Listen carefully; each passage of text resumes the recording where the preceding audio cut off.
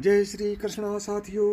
भगवान श्री कृष्ण के अनुसार मनुष्य पाप क्यों करता है, आज इस वीडियो के माध्यम से मैं आपको बताऊंगा।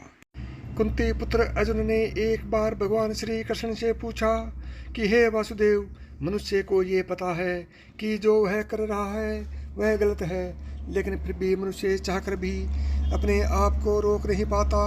ऐसा क्यों होता है कि मनुष्य ना चाहते हुए भी पाप कर बैठता है, जबकि उसे पता होता है कि इस पाप का फल उसे भोगने के लिए नरक की 84 लाख योनियों में जन्म लेना पड़ेगा। इस पर भगवान कृष्ण उत्तर देते हैं कि मनुष्य की इच्छाएं और वासनाएं ही उससे पाप और बुरे कर्म करवाती हैं। कामनाओं से पैदा होने वाले काम, क्रोध और लोभ यही मनुष्य को नरक के द्वार तक पहुंचाते हैं। मनुष्य के मन और बुद्धि में कामना का वास होता है।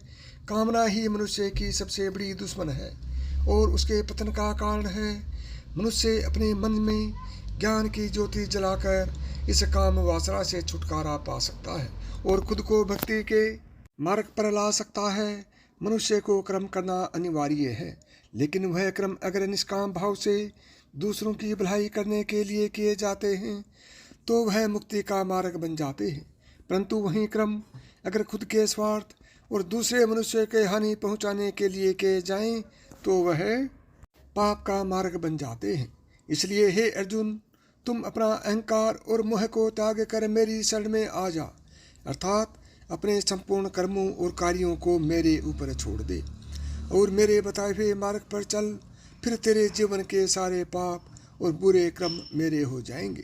तू निस्वार्थ भाव से केवल कर्म कर, उसके फल के बारे में सोचना तेरा कर्तव्य नहीं।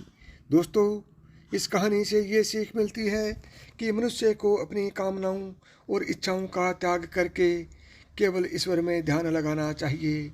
इससे उसके सारे बुरे कर्म और पाप कम होते जाते हैं। तो साथियों, यदि मेरी बताई हुई बातें आपको पसंद आई हों और आप इसी तरह की और भी बातें सुनना पसंद करते हैं तो अभी मिदास की कहानियाँ यूट्यूब चैनल को सब्सक्राइब करें।